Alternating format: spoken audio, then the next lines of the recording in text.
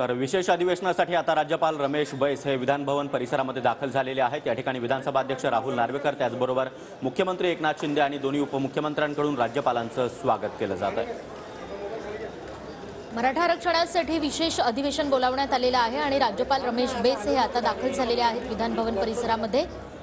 मराठा समाजाला 10% आरक्षणाला मंजुरी देण्यात आलेली आहे। शिक्षण नोकरीमध्ये 10% आरक्षणाला ही मंजुरी देण्यात आली आहे आणि आता याच सर्व मुद्द्यांवर विशेष अधिवेशनाच्या दरम्यान राज्यपाल रमेश बैस हे विधान भवन परिसरात दाखल झाले आणि विधान भवनामध्ये या ठिकाणी परिसरामध्ये राज्यपाल रमेश बैस यांना पोलिसांकरवी मानवंदना दिली जाते आणि त्यानंतर राज्यपालांच्या अभिभाषणाने विशेष अधिवेशनाला सुरुवात होईल आणि दुपारनंतर कामकाजाला सुरुवात होणार आहे।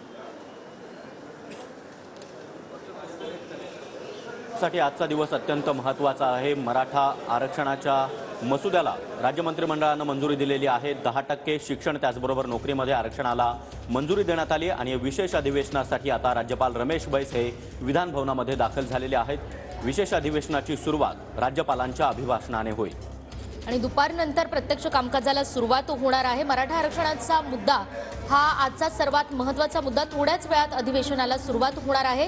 मराठा समाजासाठी 10% आरक्षणाची शिफारस करण्यात आलेली आहे आणि राज्य मागासवर्ग आयोगाच्या मसुद्याला कॅबिनेटने सुद्धा मंजुरी दिलेली आहे आणि याच सर्व मुद्द्यांवर प्रत्यक्ष कामकाजाला थोड्याच वेळात सुरुवात होईल। तर मंत्रिमंडळ बैठकीमध्ये मराठा आरक्षणाच्या मसुद्याला मंजुरी देण्यात आलेली आहे। त्यामध्ये नोकरी आणि शिक्षणामध्ये 10% आरक्षणाला मंजुरी देण्यात आली आहे आणि आता खऱ्या अर्थानं विधान भवनामध्ये दोन्ही सभागृहांमध्ये अधिवेशनाला सुरुवात होणार आहे। राज्यपाल रमेश बैस यांच्या अभिभाषणानंतर दुपारनंतर कामकाजाला देखील सुरुवात होईल।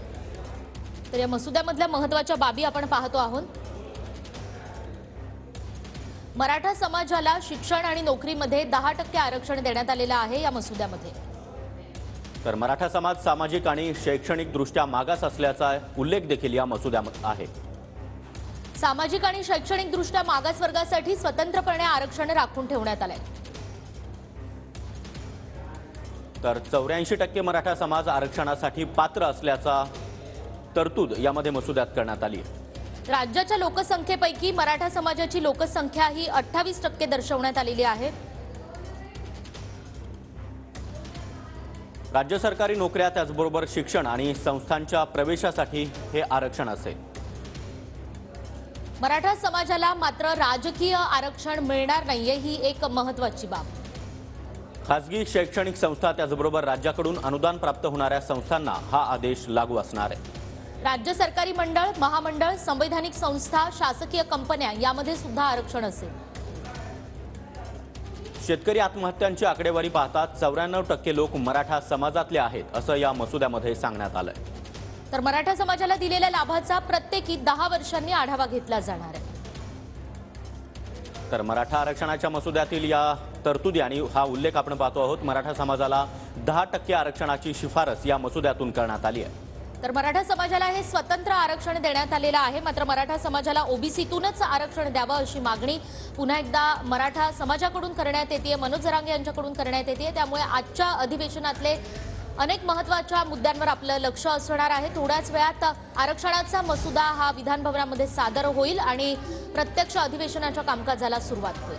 मराठा आरक्षणाच्या मसुद्याला राज्य मंत्रिमंडळाची मंजुरी देण्यात आलेली आहे आणि त्यानंतर आता राज्यपालांच्या अभिभाषणानं या विशेष अधिवेशनाला सुरुवात होणार आहे। त्यानंतर दुपारनंतर कामकाजाला सुरुवात होईल। मात्र तत्पूर्वी आपण पाहतोय की विधानसभा अध्यक्ष राहुल नार्वेकर, मुख्यमंत्री एकनाथ शिंदे त्याचबरोबर दोन्ही उपमुख्यमंत्र्यांची चर्चा देखील झाली आहे। तर वेगळं मराठा आरक्षण देण्याचा सरकारचा उद्देश आहे असं भुजबळ म्हणालेत। मात्र त्यानंतर ओबीसी